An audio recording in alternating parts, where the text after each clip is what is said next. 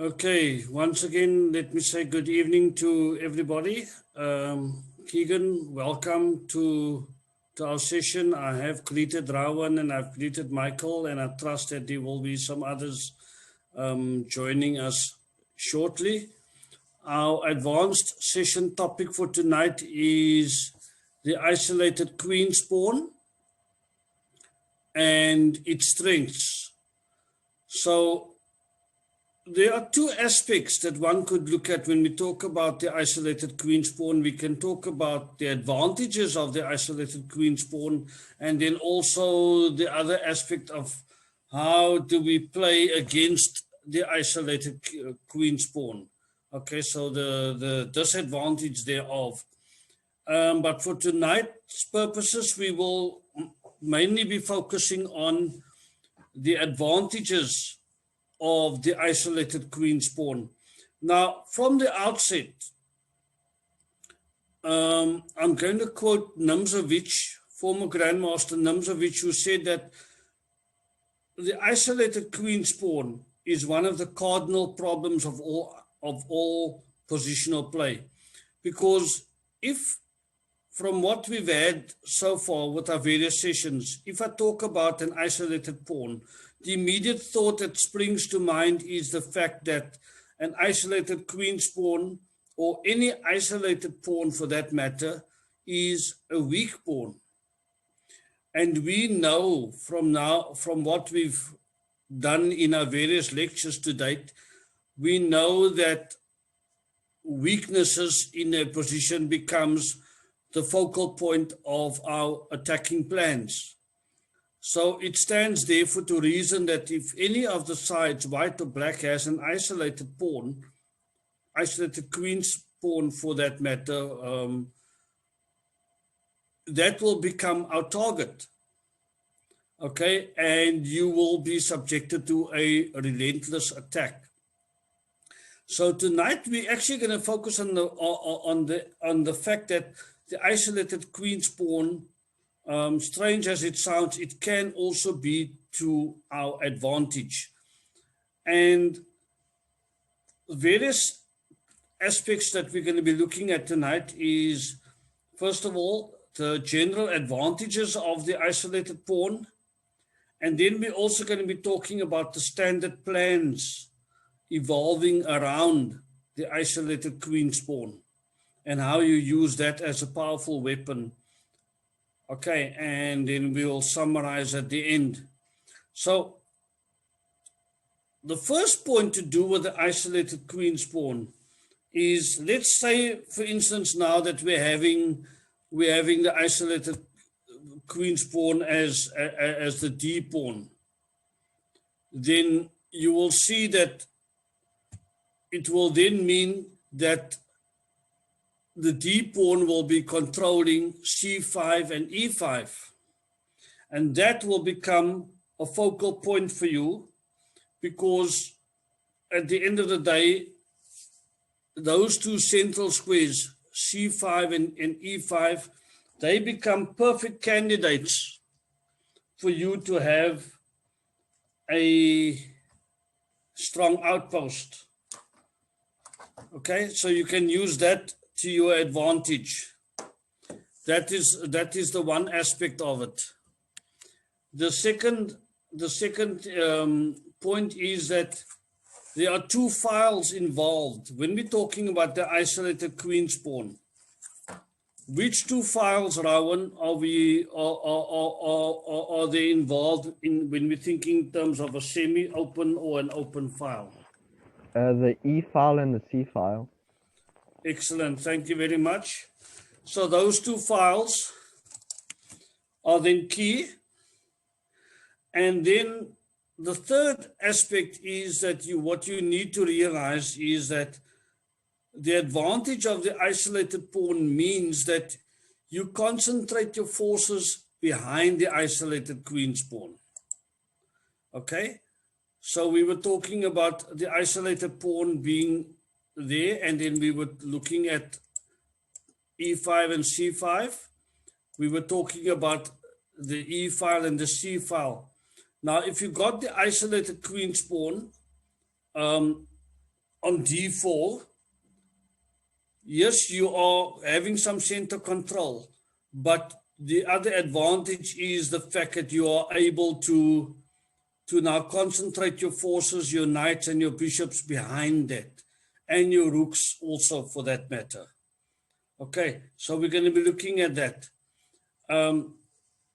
Hopefully, depending on the time, there are 9 games that we're going to be working through, but some of our standard plans that is based around the isolated queen's pawn is, first of all, your most important plans is the first one being breakthrough in the center.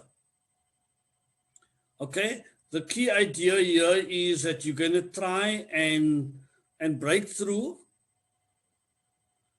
You're going to try and break through in the center. And we will be looking at 2 games for that. Then the second idea would be to try and attack on the king side. There are also a few games related to that. And then the third central idea as a standard plan is attacking via the queen side. Okay, are there any questions or comments that anybody wish to make at this stage before I switch over to the games? Are you guys okay? All right. No, it all makes sense right now. Thanks. Okay. The first game is a game looking at the breakthrough game. It is quite a popular game. It's a game, let me just scroll down. It's a Tigan Petrosian and Balashov. This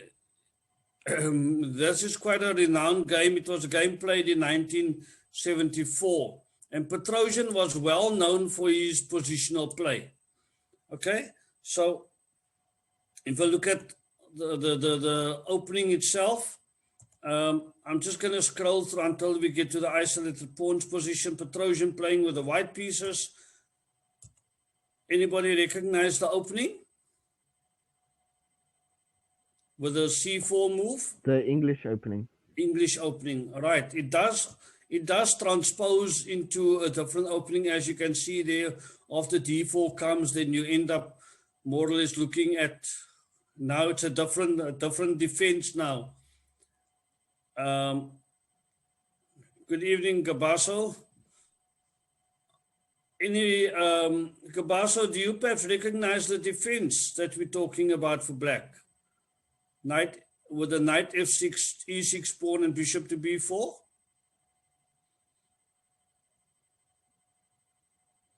Or Rawan? Okay, I see something. It's the Nimzo Indian. Nimzo Indian, yes. Okay. All right, I see Keegan was saying King's Indian. No, Keegan, you were close. Half an answer correct. It was Nimzo Indian. The King's Indian goes to g6. Pawn goes to g6 and bishop to g7. Yeah, no problem, Keegan. Nice try there. Okay, let me just scroll forward. We had e3 coming up, e5, c5. What would the purpose of c5 be?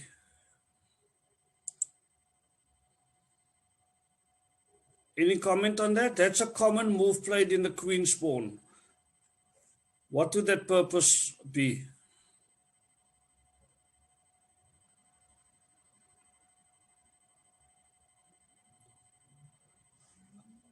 Okay, let me help you along. The common purpose would be to remove the d pawn, which is a center pawn. Okay, so black is jealous, and black then gives himself the option, if d takes c5, he can take back with a bishop, but he would actually end up playing queen a5 and then adding some pressure, so then you end up messing up the pawn structure here.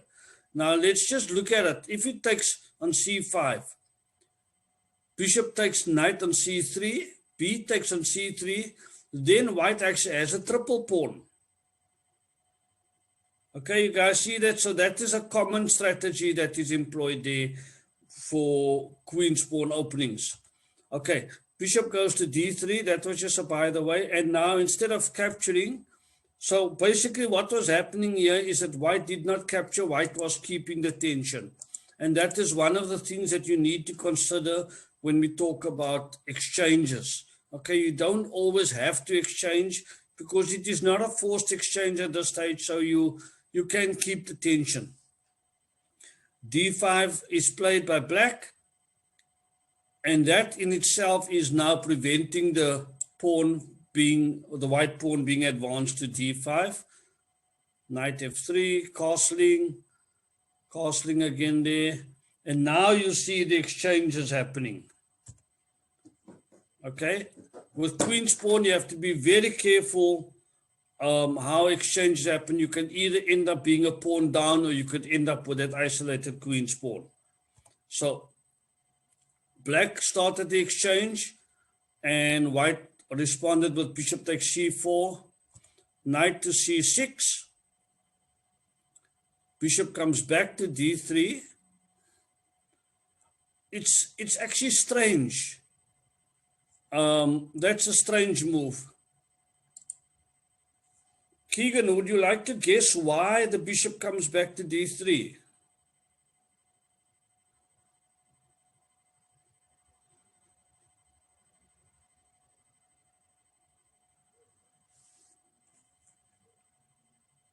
Any suggestion, Keegan, or even Rowan?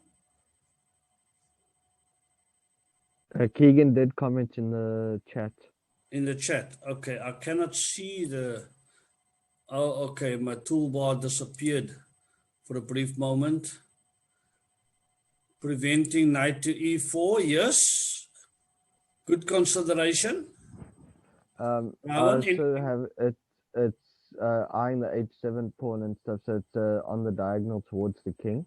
Correct, yes.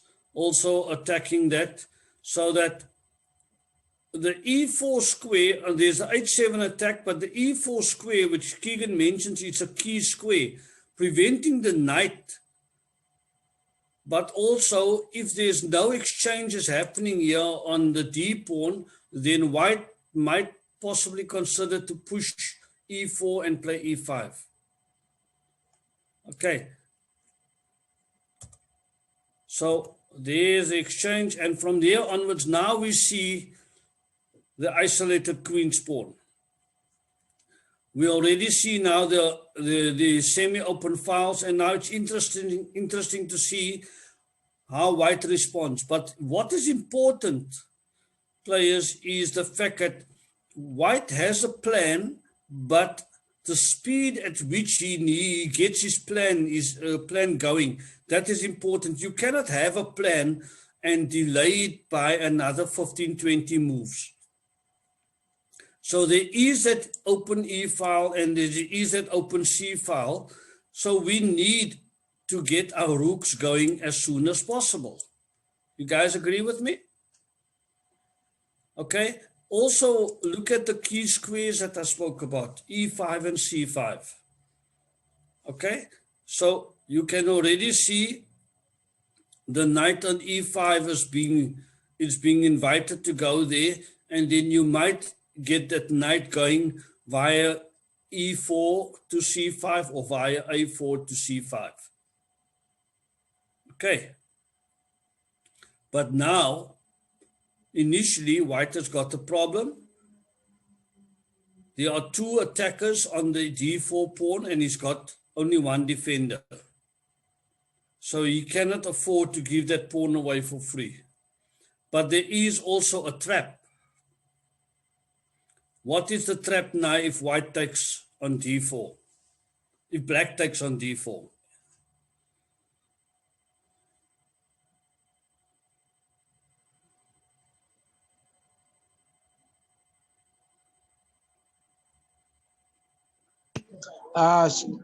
If the knight captures on d4 and the white knight captures back, and if the queen captures, the bishop captures on f7 check, and then you capture the queen. Very good, Bafana. Well spotted there. So this was the trap there. And then the queen is hanging and bishop takes h7. Okay. Well done. All right. So let's go forward. Bishop came back to e7. Only black will know why he retreated that bishop. But the main thing is that bishop, if he's not going to take the knight on c3, that bishop is useless there. Black is reluctant to take the knight on c3 because he doesn't want to connect. He doesn't want to connect the two pawns. Okay. He wants to keep the d4 pawn as an isolated pawn. All right. So let's just move forward. Rook there, the rook comes to e1. As I said, white needs to get his plan going as soon as possible. Okay, b6 is played. B6 critical. What is the plan? To play bishop b7. Bishop b7, yes. Okay, I see something in the chat. Okay, Keegan says bishop b7. Well done, Keegan. The other long-term plan plays, and that's the reason why I asked this question. Yes, bishop wants to go to b7, but remember earlier I said the two key squares, c5 and e5.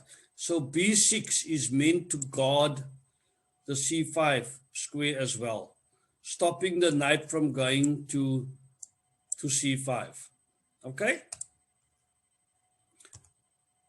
a3, important because of the knight threatening to come to b4.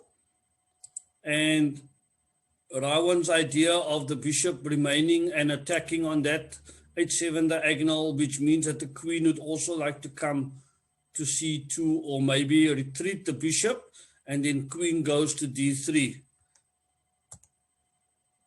Okay, there we go, bishop c2, rook c8. Now, that's actually important, rook to c8, because now you'll see players that black has managed to get his rook first onto the c file. Okay, he managed to beat white to it. And there we go, queen d3, exactly what I mentioned earlier. Okay, rook to e8.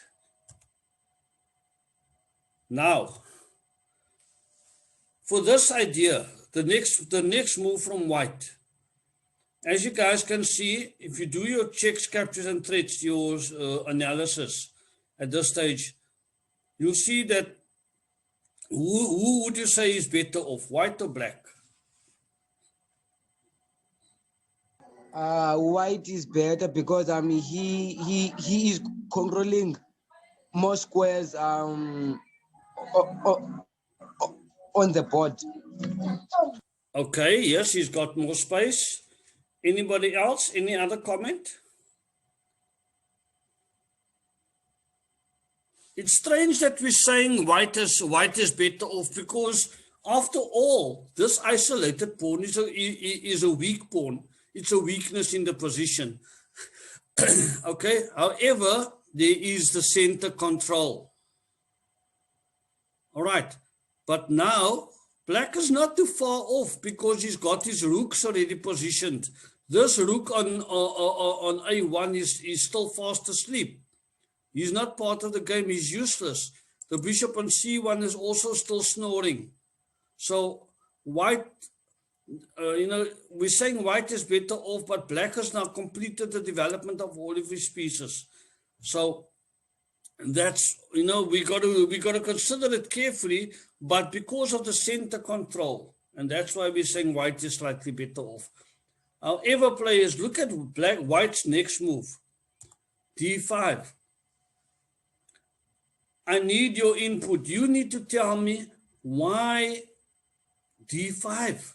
Surely you're giving a pawn away for free. You've got 1, 2, 3 attackers. You've got 1, 2 defenders for white. So that's a free pawn. What is this whole idea? Furthermore, you're actually making it easier for black because of the rook on e8. That e file was still closed for black. Okay, white had every opportunity to attack on the e file, but now by offering the pawn on d5, you are now opening up the e file for black. So surely has white now lost his marbles, or what's happening here? Okay, I need your comment.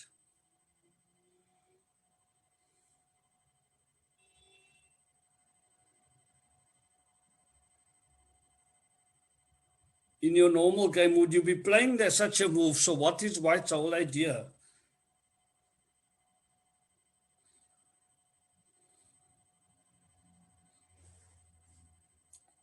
Rawan, talk to me. Andrew, can you hear me? Yeah. Sorry, I'm having a little bit of internet problems at the moment, so I don't know if you can hear me or not.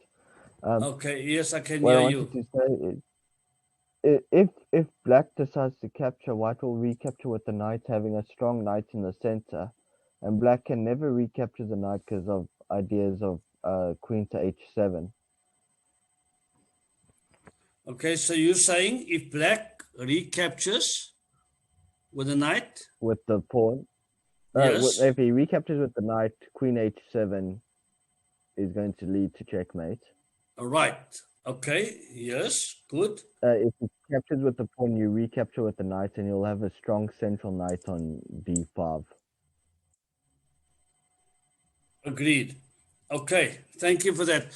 Keegan also made a very good comment in the chat. Keegan said that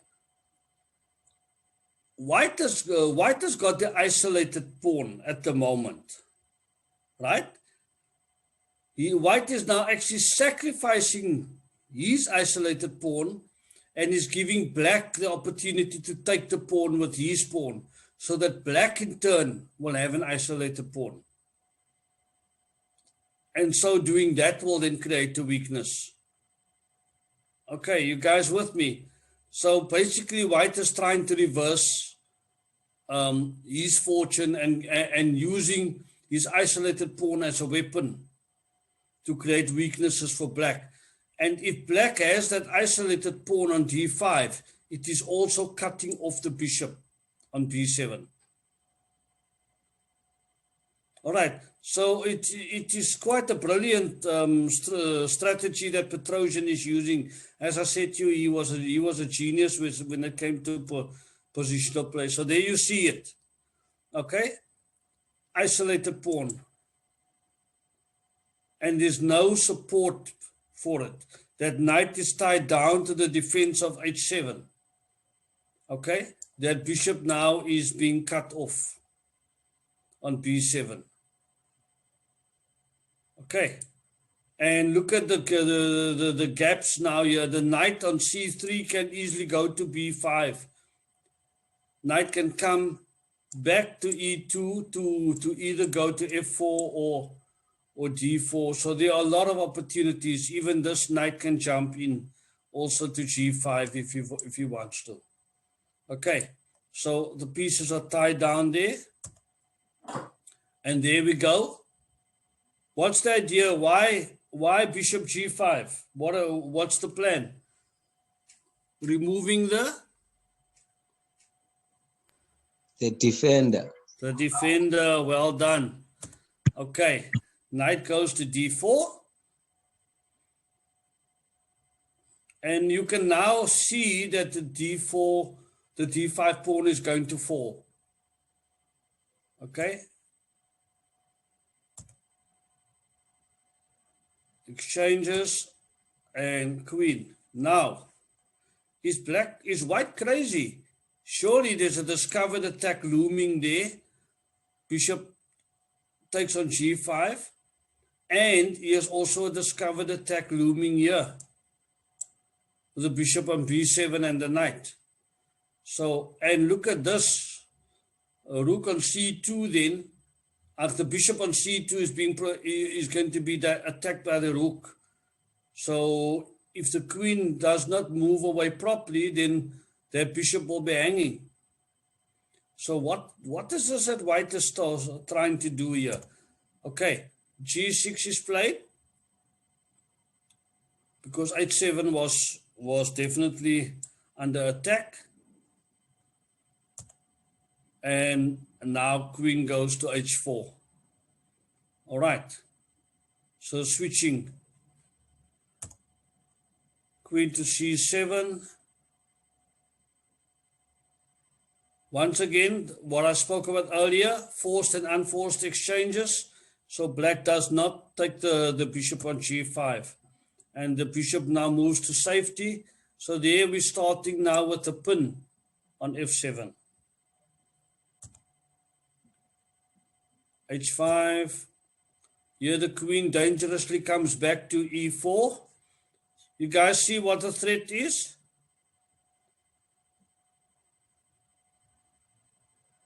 Queen takes G6. Queen takes G6, yes. At the same time, there's another threat. You got 1, 2, 3 pieces attacking E7. Okay, you've got how many defenders? 3 defenders as well.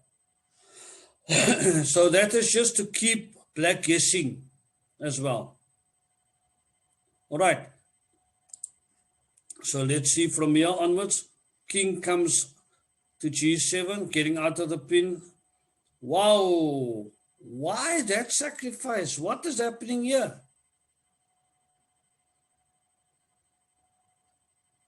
Did you guys see that sacrifice coming?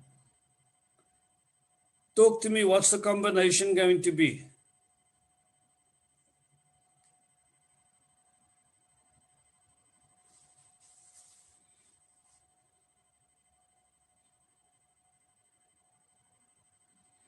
Why did white play bishop takes F7?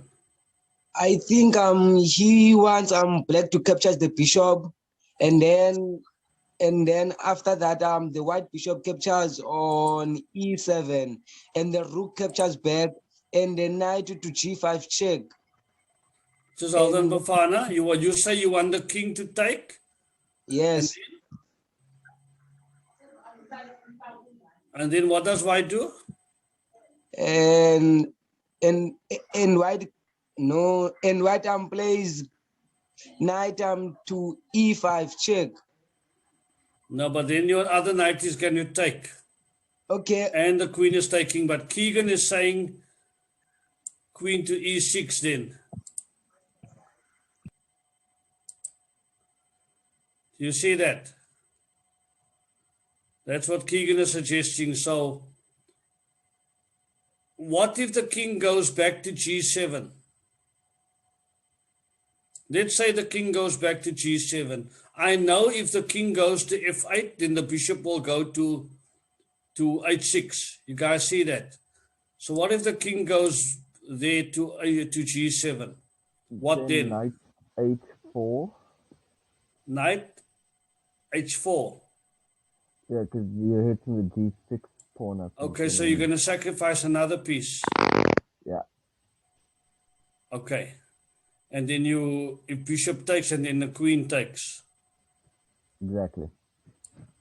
Okay. All right. Well done. You guys are, you see, if we put our heads together. So let's see what happened after bishop takes F7. King took. Keegan, sorry, queen didn't go to E6. But there is still the threat of queen to E6. Okay? So now the king cannot go there back to G7. Okay, so but this is a huge weakness. What do you guys reckon now? What is black's defense going to be?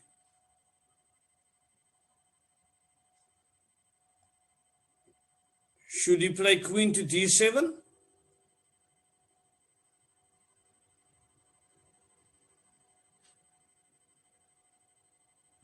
If he plays queen to D7, he just moves rook A to D1. Yep. But then queen will come to F5.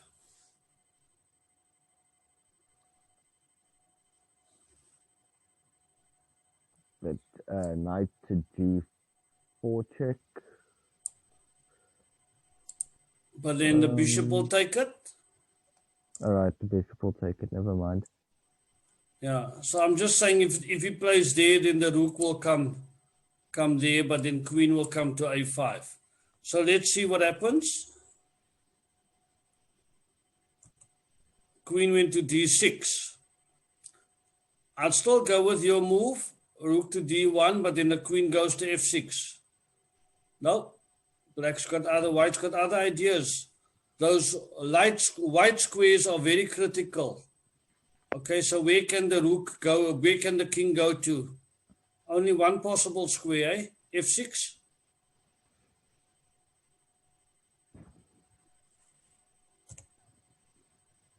What's our next move going to be? Do we first chase the queen away? Rook to d1, Raman? It looks so tempting to play rook to d1. Okay, let's see. Here we go. I think that was the best move now. Because now your next threat is rook or the queen goes to e6. Okay, so there you're getting your piece back. And black is hoping to force the exchange of queens. Because if you do not lose your queen here, you would going to want to take first. Okay, so let's see. Takes, yes, that's the exchange of queens coming up. There we go. And the rook. So now, they are once again equal, except for white being a pawn up. Rook c5, h4. Why h4? What is the plan?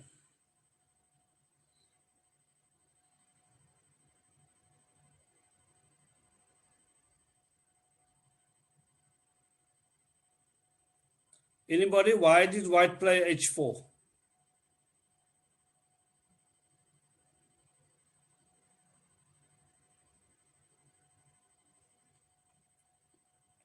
Do you see? Yeah, okay, let's see in the chat. Bishop to g5, Keegan says. Yes, either the bishop goes there. There's also the knight. I think more so the knight so that the rook can go to e6. Okay, you guys see that? And then that will result in a checkmate. So after h4 was played, black resigned.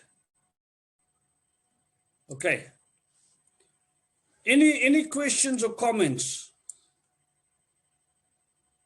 So from that first game, players, you can see the breakthrough that I was referring to, where white overturned and he took the disadvantage of having an isolated queen's pawn. He turned it into an advantage, sacrificed, and it opened up space.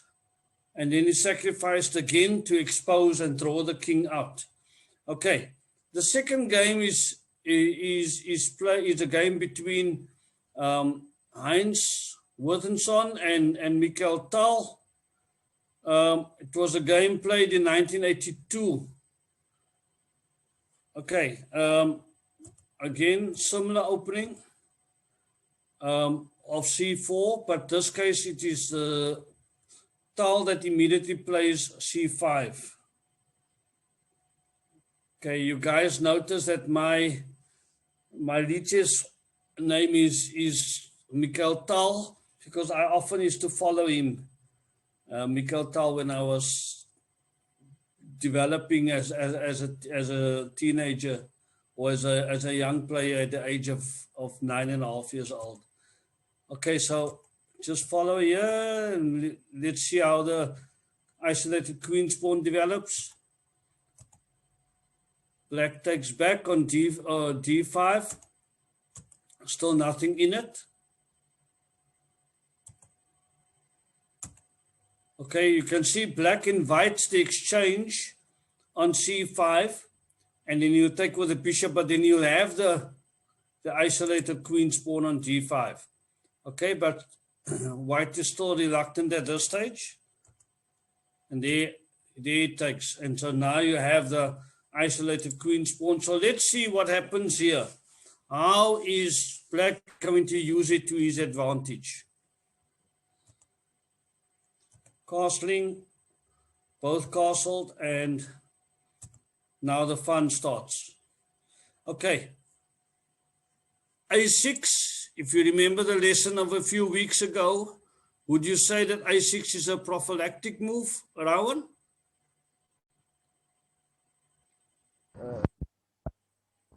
Stops knight coming to B5, B4. B5?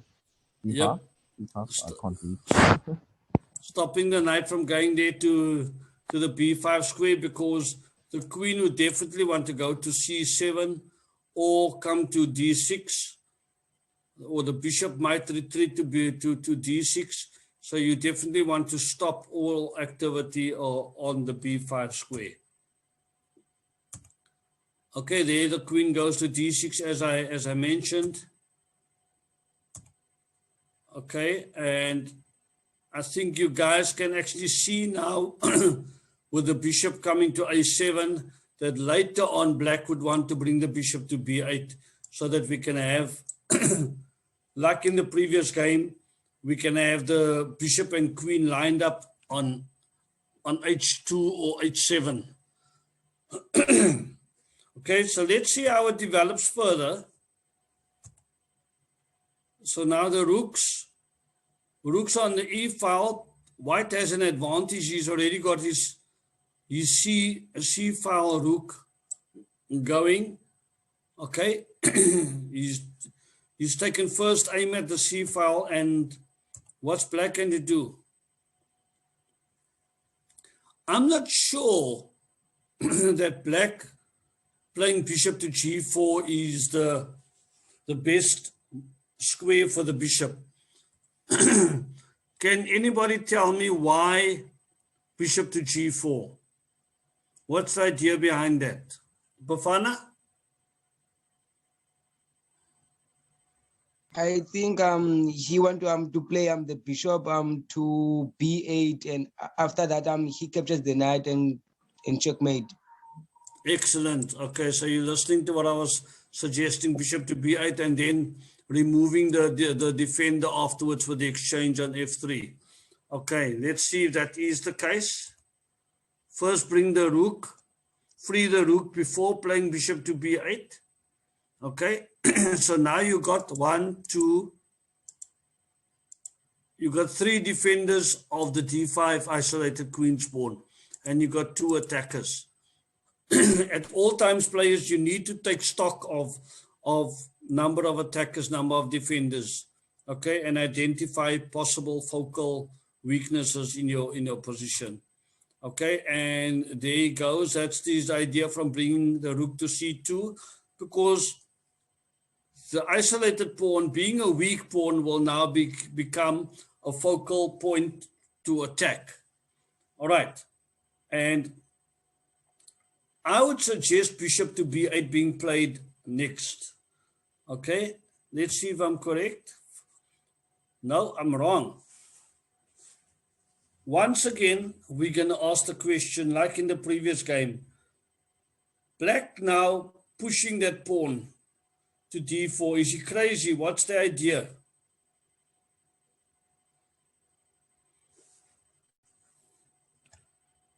Anybody want to comment? Why is that a good idea? Why play D4?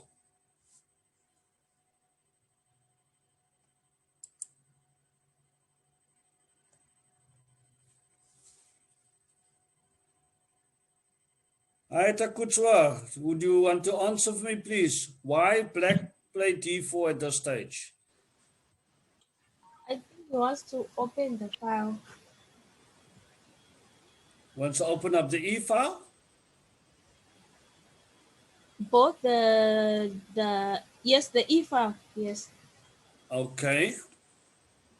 The Kutsa says he wants to open up the E file. Anybody else? I think there is a back rank checkmate here. After white exchange all these pieces, the E1 rook will not be protected after black tries to exchange all of these things. These Okay. pieces. Okay, thank you, Bafana. Any other comment before I give some of my explanations? Okay, players, I wanted to see, it's important, look at White's last move. He moved his rook from C2 to D2. He's got his queen there also, so there he is building up an attack on the D file.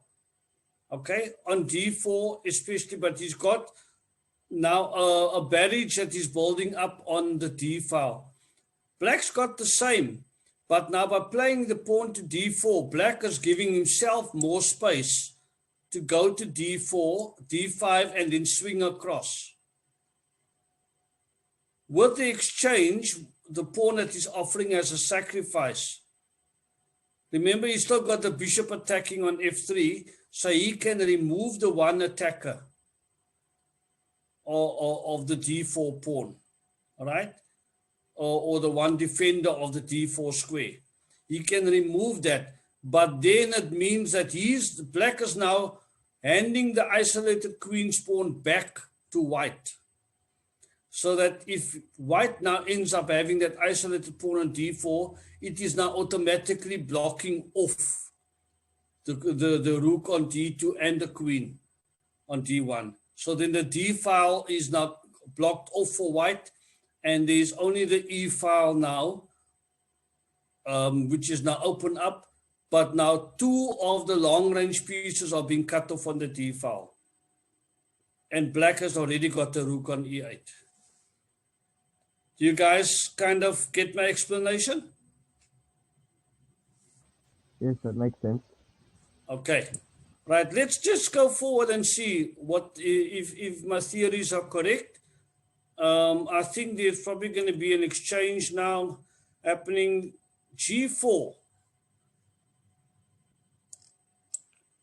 G4 is now only got one defender and two attackers.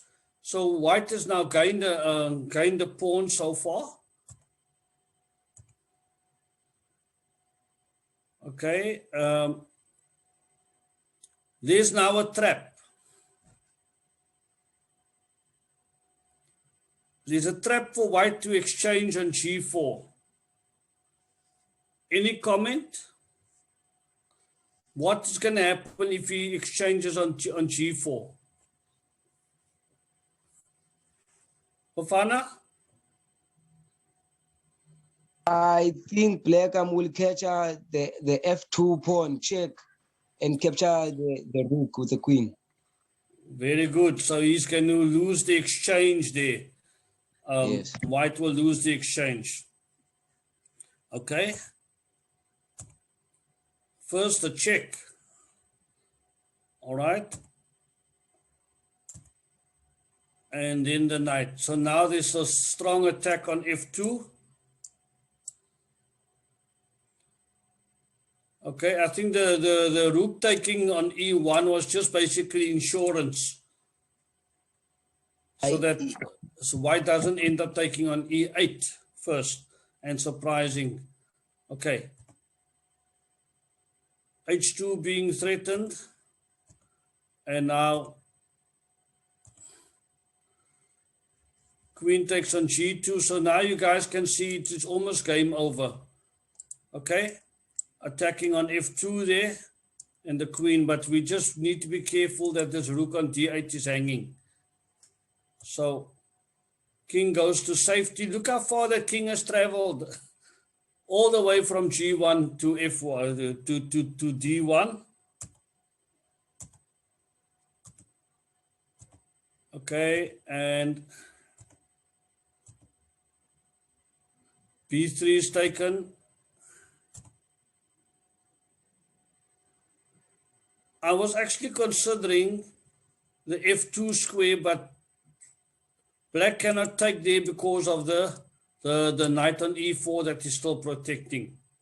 Okay, otherwise you could have done a discovered attack there and try and get an exchange going on d2.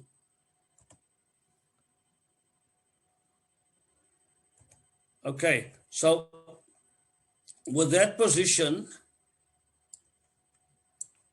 after bishop c3, white resigned.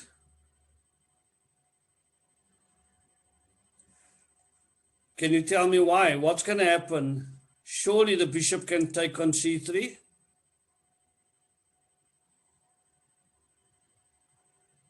Good.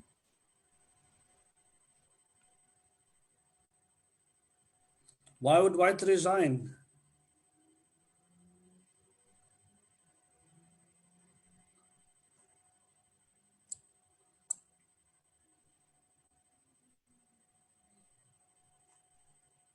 What would black's next move be? I was thinking queen b1, but now I can see the queen can block. Okay, Ravan, are you very soft? Just speak up a bit. I was thinking queen b1, but then I can Yes. see that he just plays queen b1. Okay, so you'll play queen b1. Yeah. And then goes there.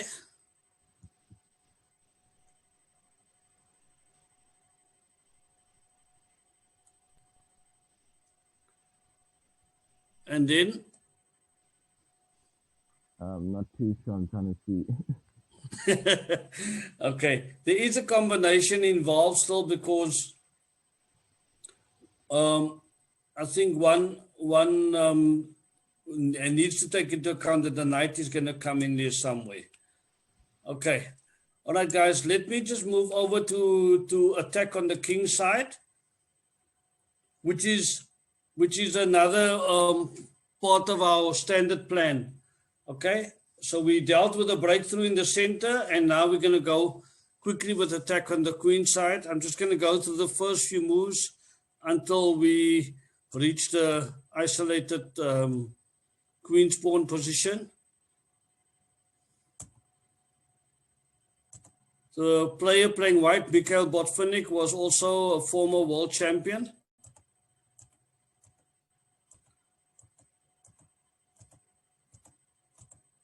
Okay, this is just standard positions, standard moves so far.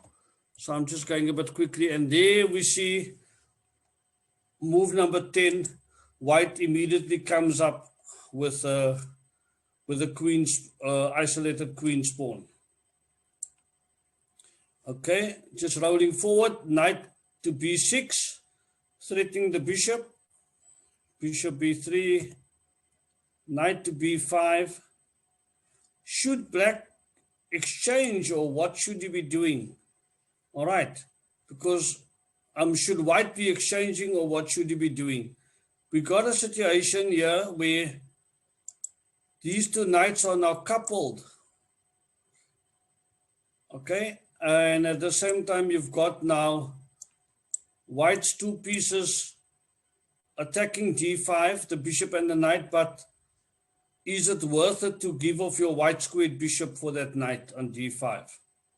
Okay, these are the questions that white needs to answer. So let's see how he continued. White chose to keep the tension going. And like I said earlier, right at the start, by having the isolated queen's pawn, you are invited to have an outpost on c5 and on d5, e5 and c5. Okay, trying to force the exchange of bishops there. And the knight on d5, interestingly, comes back so that the knight now on e7 can be diverted to g6 or c6 instead of coming back to d5. Or he could even go to f5 to try and launch an attack on the isolated queen's pawn. Okay. Queen e2, knight f6.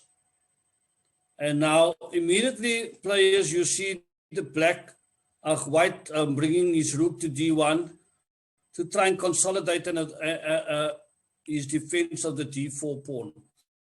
What is the other plan that white has in mind? Anybody want to comment? Why play rook to d1? I think he want to push the pawn, so that besides strengthening onto d5. Okay. Very good, Bafana. Aiming to push the pawn to d5 so that he can then d5 square. Okay. He can then activate his knight and also have a pin going on the queen, which is positioned on d8. So black now desperately wants to activate his bishop. White's idea of pushing the d5 pawn is precisely because of the black bishop that was still fast asleep on c8. Okay, so it is activating the other rook, playing very positional, cutting off and not having a surprise later on here on g2. And also by playing f3, immediately e4 for the knight and the black bishop are both stopped. Now let's just go back. What are your thoughts on knight takes f7?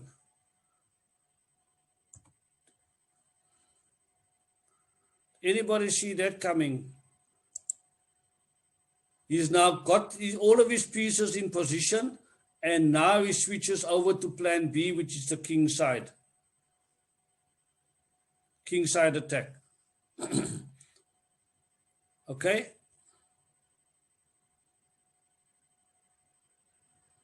I need Takutsa, talk to me about the knight takes f7 pawn and the plan behind that.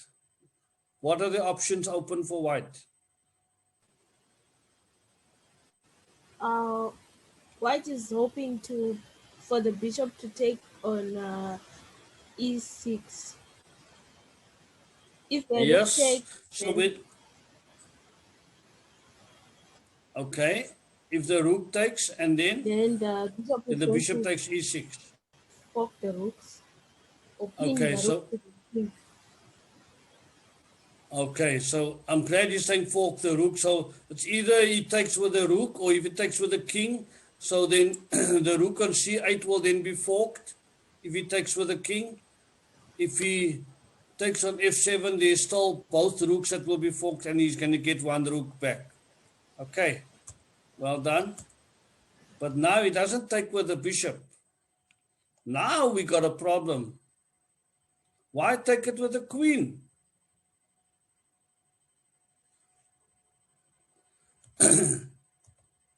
Players, I think it's important that you see what has happened here. Why does white choose to take it with the queen and not with his bishop? Any comment?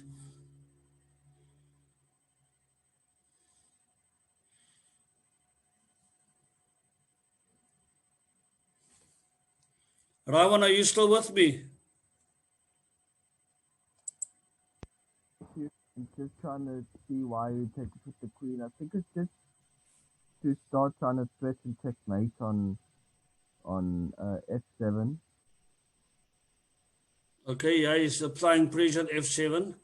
But I need somebody else then. I see Tapi was also with me. You can also answer in the chat. Why do you guys think that it is better white chose to take with the pawn on e6? In other words, he gave off now with 3 points or 2 points, but he could have gotten a rook back. But why did he choose not to?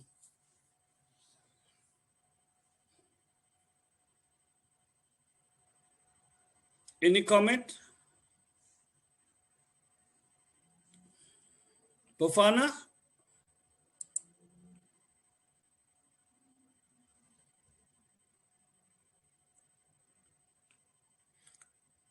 I see Keegan hasn't put anything in the chat yet.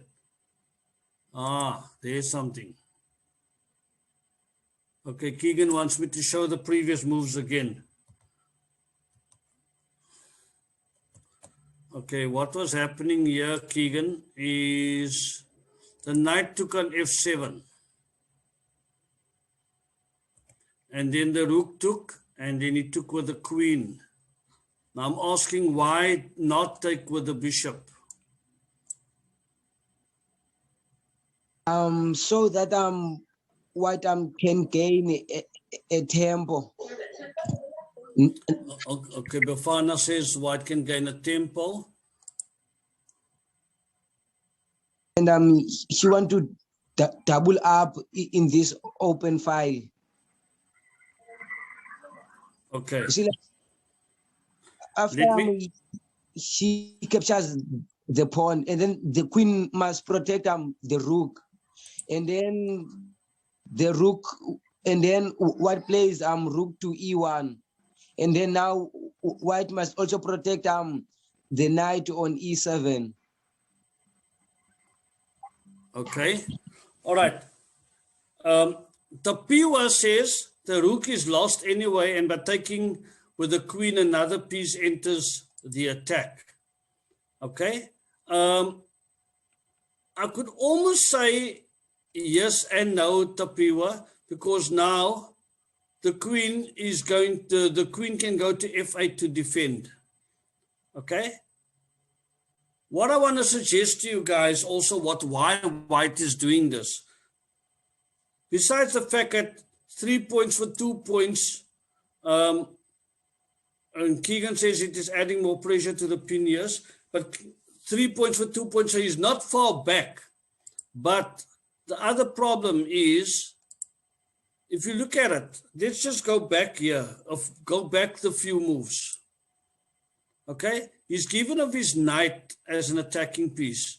And now, if he's going to want to gain a rook, if he takes bishop takes e6, in other words, he would have given off 2 attacking pieces. He would have given off his bishop and his knight for one of those rooks of 5-pointer, okay, which hasn't been all that active.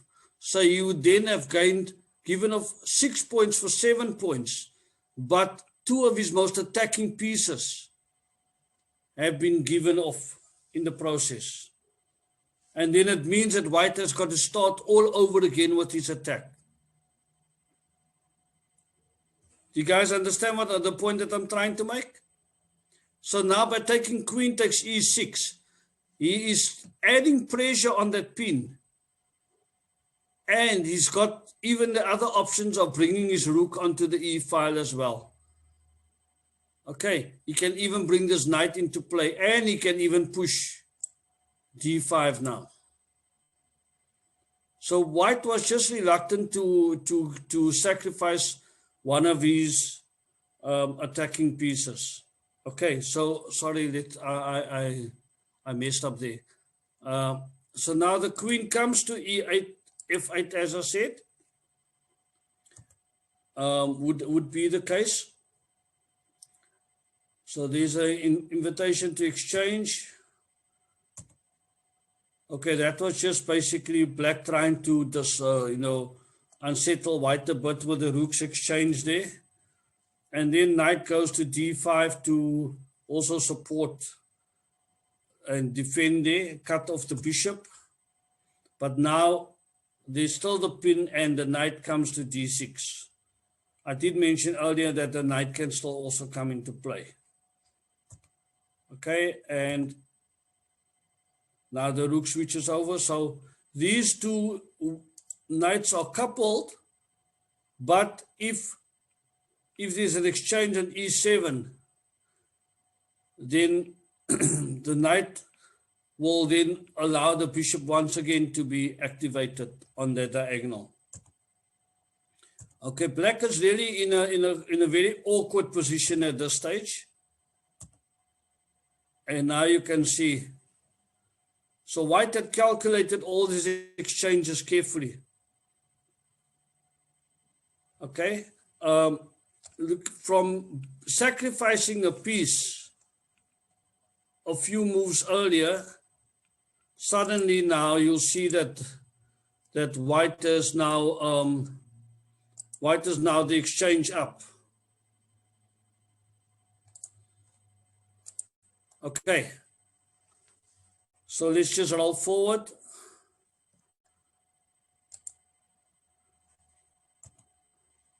At that point, that's where we resigned.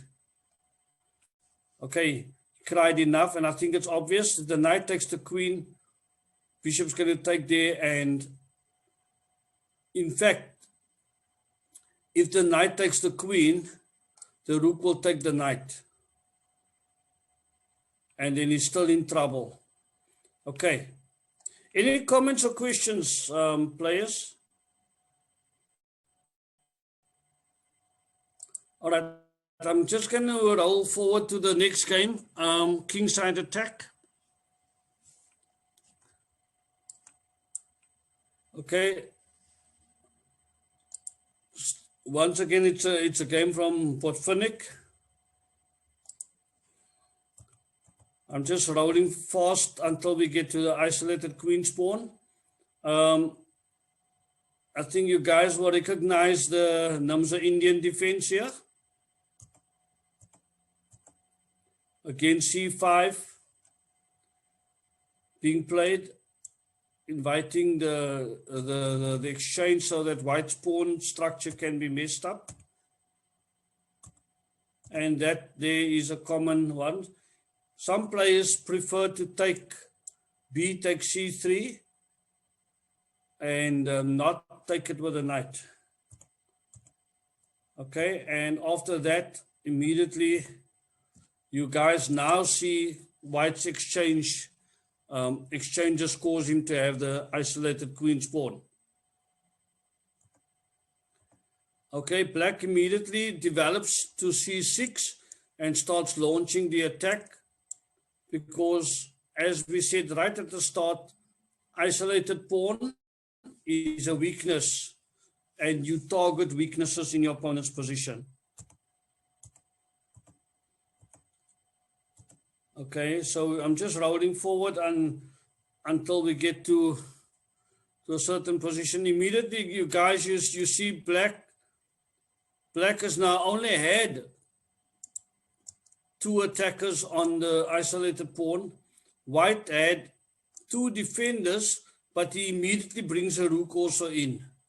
Okay, because black was still lagging behind with his development and he was not fast enough able to bring in some more attackers.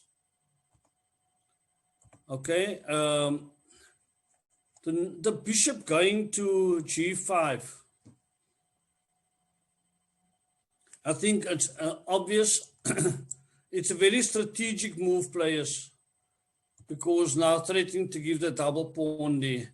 And now black is now diverting his pieces onto the king side.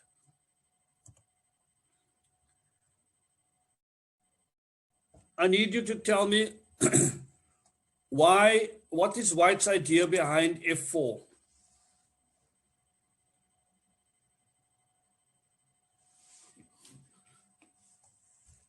Takuchwa, what is white thinking? Why do you want to play F4?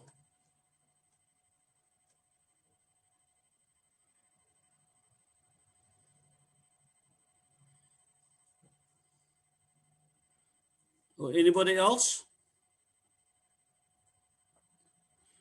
What's his plan now?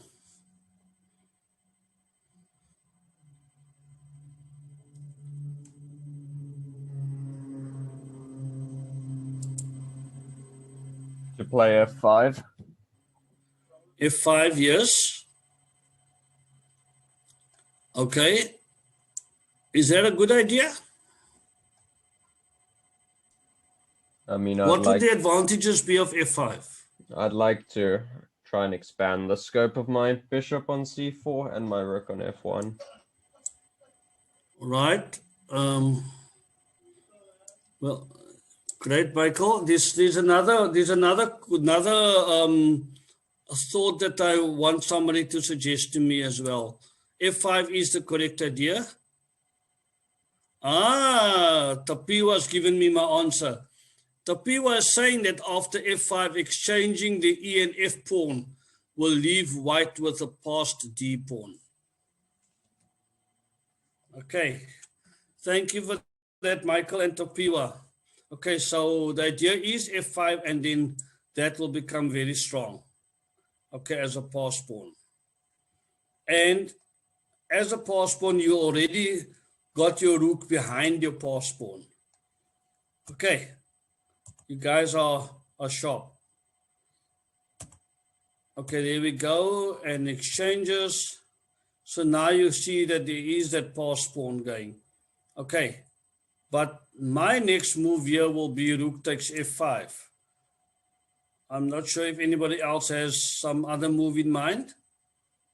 Can I roll forward? Okay, there we go. Rook takes f5.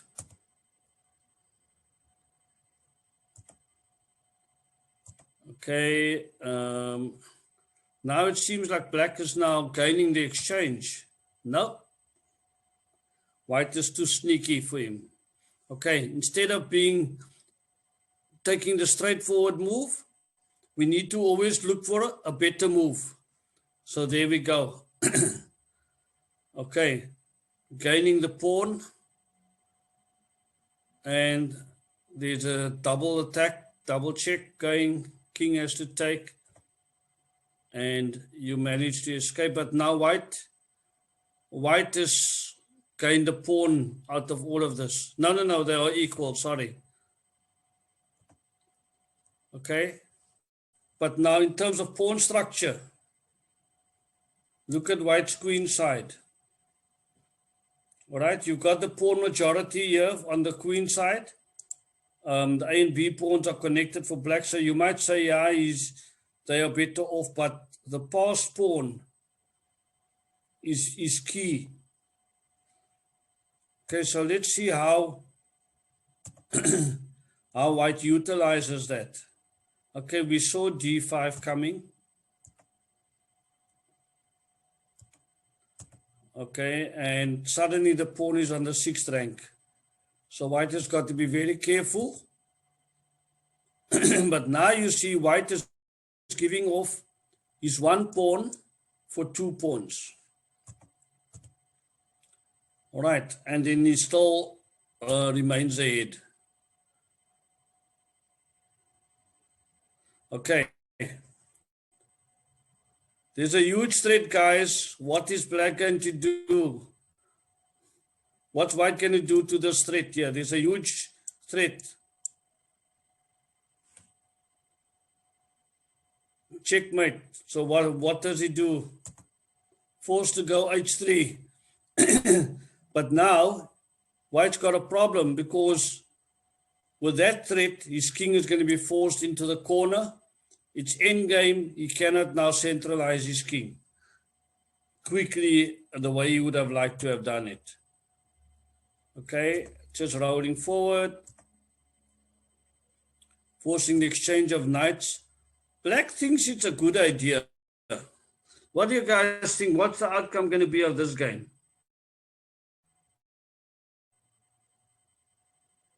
Do you think black can still manage to get a draw?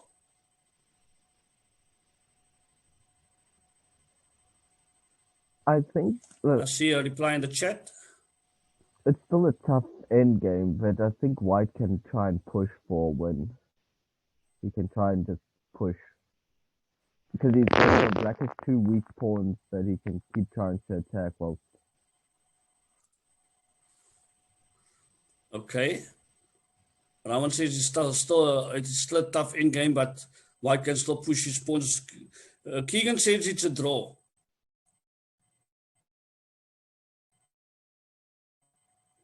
Okay. I would think that white's going to, okay, and then exchange the queenside pawn there, because he's got his king on the side, on the king side where his white pawns are connected.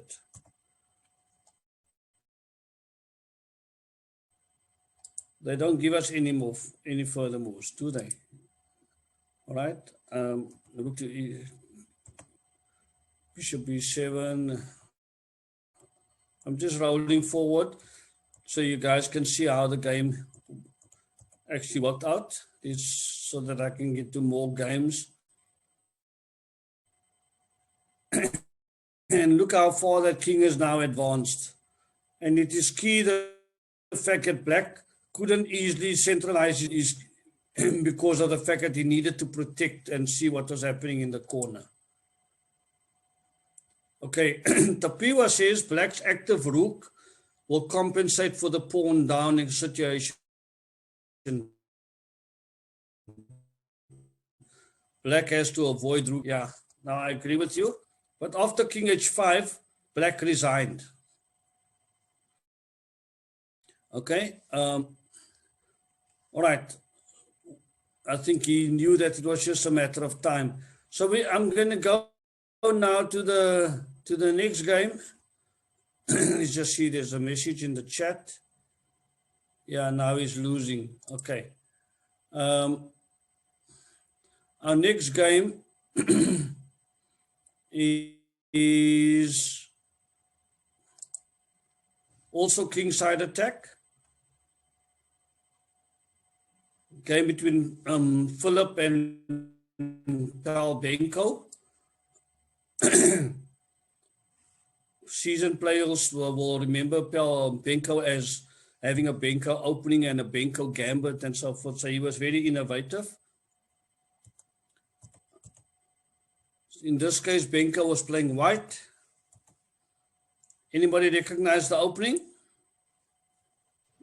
Queen Gambit accepted. Queen's Gambit accepted. Thank you, Rawan. Yeah, Keegan also agreed.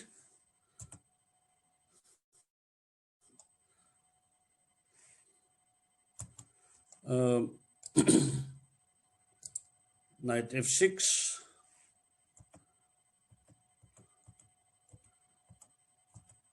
So once again, players, you can see the tension. There's an invitation for exchanges, but you're keeping the tension there. And there's no immediate exchanges, eh?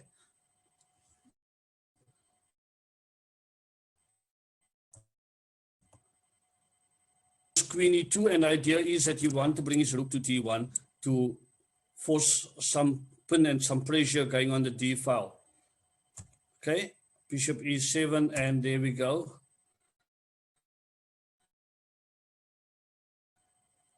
And it is at this point then that you see that black says no.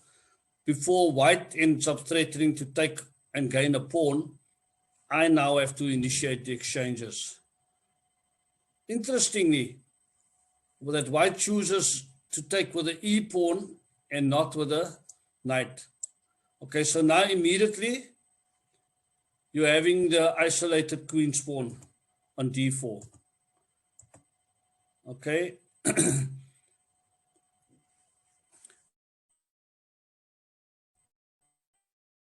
In the previous games, to stop the knight from coming to b4, but now black has been allowed to come and play his knight to b4.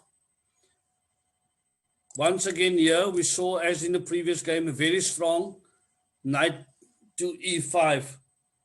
I'm going to repeat what I said right at the start of the game, is that one of the advantages of having the isolated queen's pawn, the pawn on d4, is that c5 and e5 are strong candidates, happens to be the knight. Okay, so immediately white takes advantage of that and plays knight to e5. Knight coming back to d5. Why rook to d3? I need somebody to comment. Is rook to d3 a good idea? What is white's possible strategy?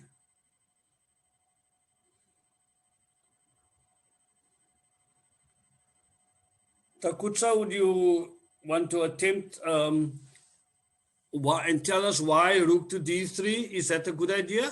What options does that present for white?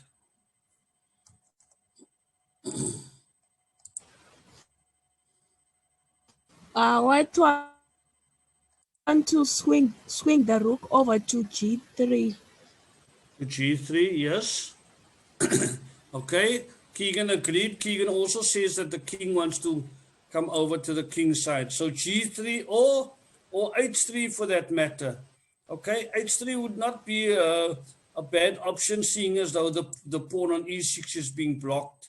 So it cannot free the attack for the bishop. All right. Bishop d7 to c6. But there, Takutsa squares better, rook to g3. Okay. And I think it is obvious now that the threat would be bishop to h6. Let's see if that is going to happen. Immediately the king moves away from the pin threat there. And there goes my rook to h3. Okay, so he's spoiled for choice there. Bishop e8. Players, I want you to see, look at this position for black, particularly the two bishops and the two rooks. I mean, it's you playing for an entire 90 minutes, you're playing, and nobody's passing the ball to you. How are you going to be feeling? One of the reasons why you're not getting the ball is because you are offside. There are 16 players in your team, including the king. 4 of your players are offside. How can you expect to be winning the game like that? Do you guys understand what I'm trying to say? For me, clearly, if I look at black's position at this stage, it is clear to me that black is not having a clear plan. He's just adopting a wait and see. Black is just happy to be wanting to defend. Okay? I'm asking myself, why does bishop go to e8? Is it just to support the defense of the s7 pawn? Or is it because he doesn't have any idea? Surely, instead of playing the bishop there to d7, he could have concentrated on wanting to bring his rook to c8 or do something. Anybody want to comment on what I'm saying? Or is there something that I'm missing here?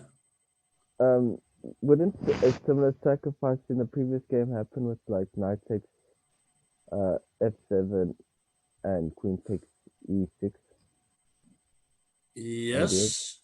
But in this case, the king would have already moved to h8. But point taken, yeah, Rawan. I see that concern, yes.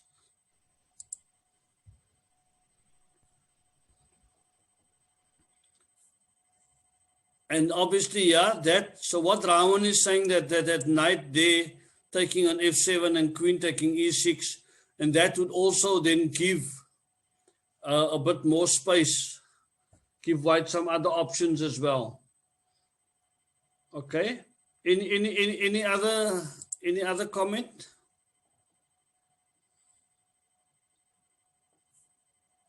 Okay, let's scroll forward and see what happened. Here's the exchange on d5 finally happening. So now there's no longer a lone isolated pawn. There are 2 isolated pawns.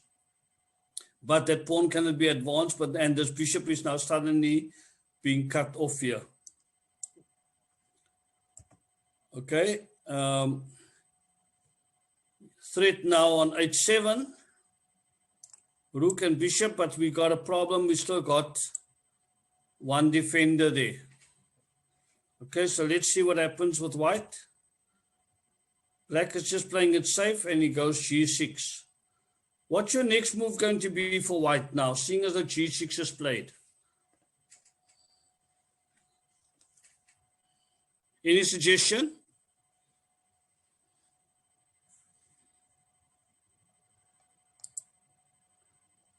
Bishop h6, Keegan says. Okay, let's see, Keegan. Yep. Bishop h6.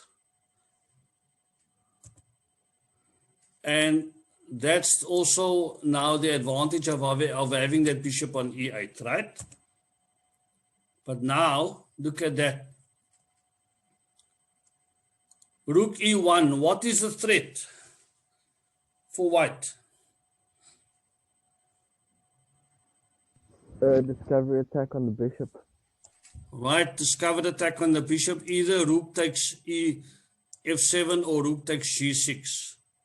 Okay, but I think it will be more f7 because you do not want the rook to take here on g6 and then you have an attack going as well.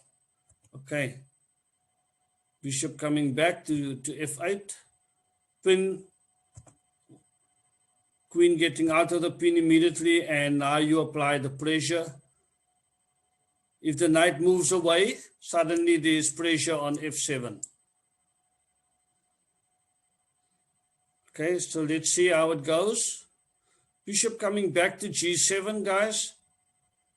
Black, it looks like he's consolidating his attack, his defense. But there's no way that he's actually been attacking. Right? Absolutely nothing going on in terms of an attack. For the entire game, black has been defending. Okay, queen f4. Now there's a new threat. Anybody want to comment on the new threat? What do you see? Queen was played to f4. What is white now threatening?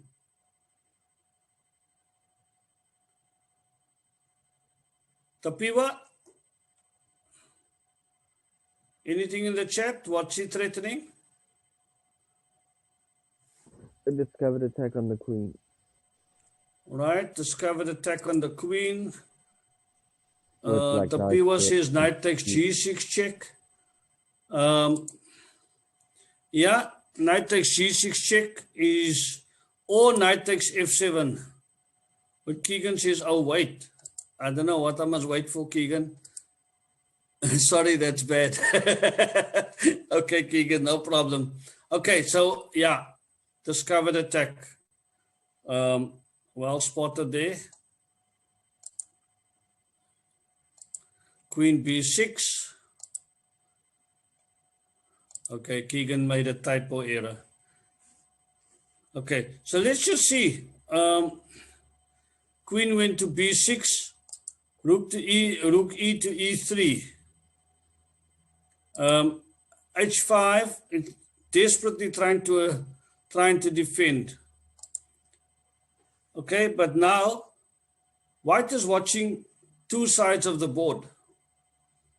And white now plays a5. Why on earth would you be doing that? What's the idea? Okay. Let's see. Why did the queen not take that? Because the knight would be hanging.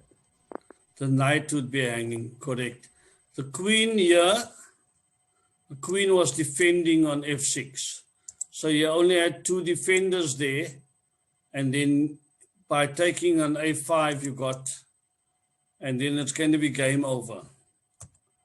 Okay, so queen comes back, and now you once again, players, you once again having the pin going.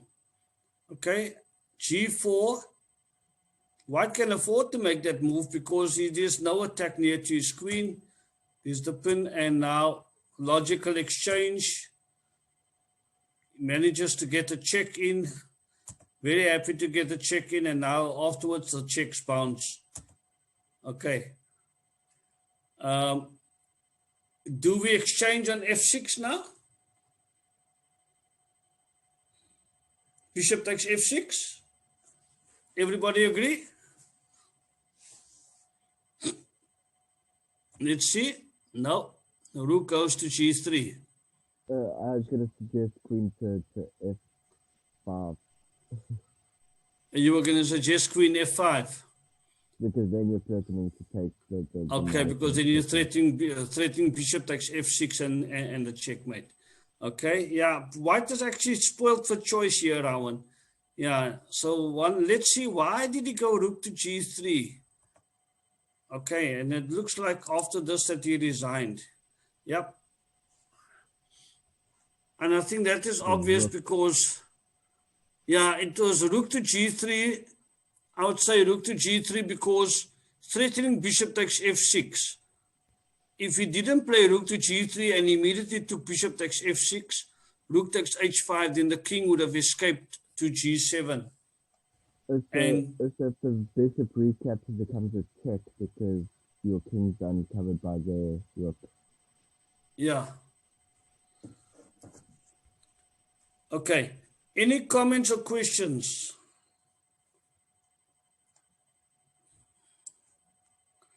All right. Players, there's just one more game that I'm going to go through very quickly.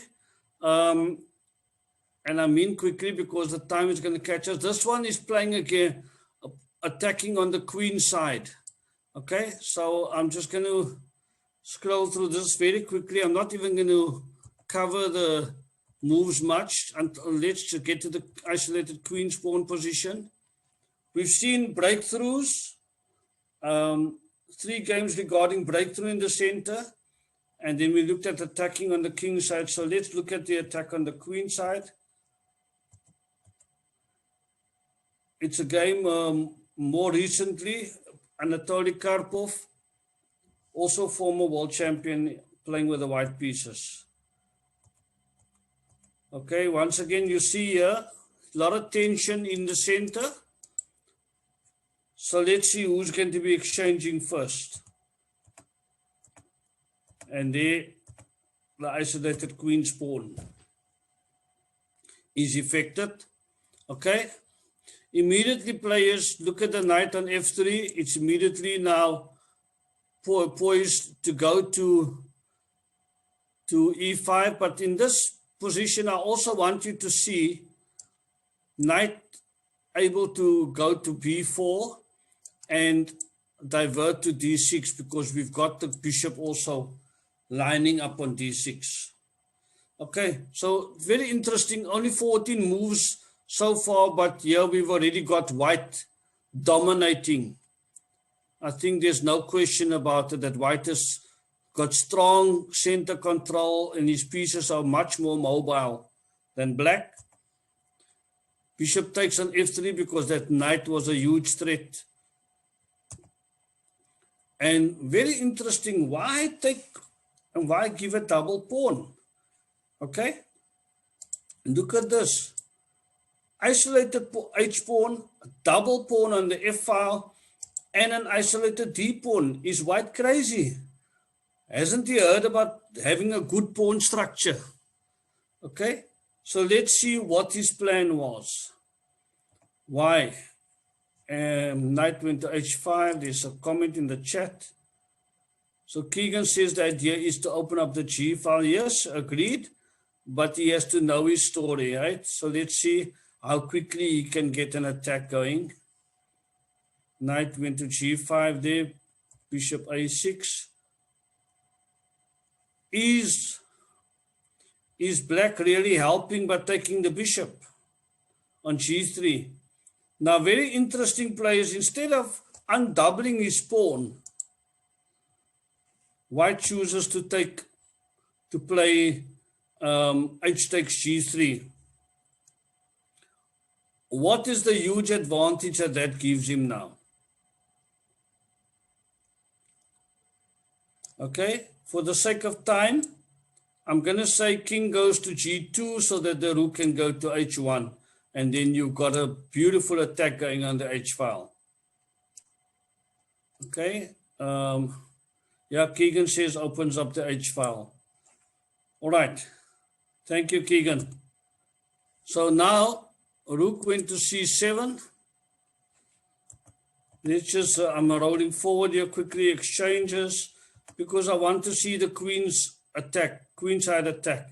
And basically, you guys can see the queenside attack happening in terms not so much as the king there, because he had castle kingside, but white's whole plan here was, here you can see he's left black with only a single pawn on the b file. Okay, and suddenly he's got a pawn majority on the queen side. So definitely he's got an open file here. He could force exchanges of pieces and he would be winning the endgame hands down. Okay, so let's just look at what happened. Able to defend very successfully. Look how he's cramped the queen into the corner. And there, once again now, king just goes to g2 and the king is very safe. Queen protecting all the way.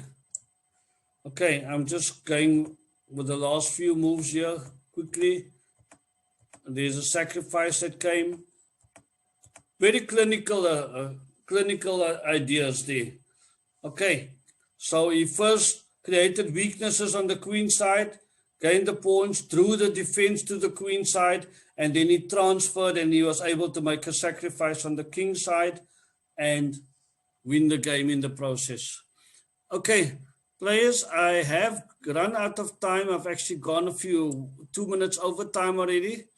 But basically, to summarize, you could see what we were pointing out, the advantages of the isolated queen's pawn, trying also to sacrifice that pawn in the process and reverse the weaknesses, the perceived weakness that you have, throwing it back at your opponent, and then having a breakthrough, cutting off their pieces in the process, creating also strong outposts. And then we looked at standard plans in terms of breakthrough in the center, attacking on the king side and attacking on the queen side. Okay, I trust that you guys enjoyed the presentation tonight, and we look forward to you joining us again next time. Thank you very much. Thank you for the session. Thank you, Michael. All right, bye-bye. Bye.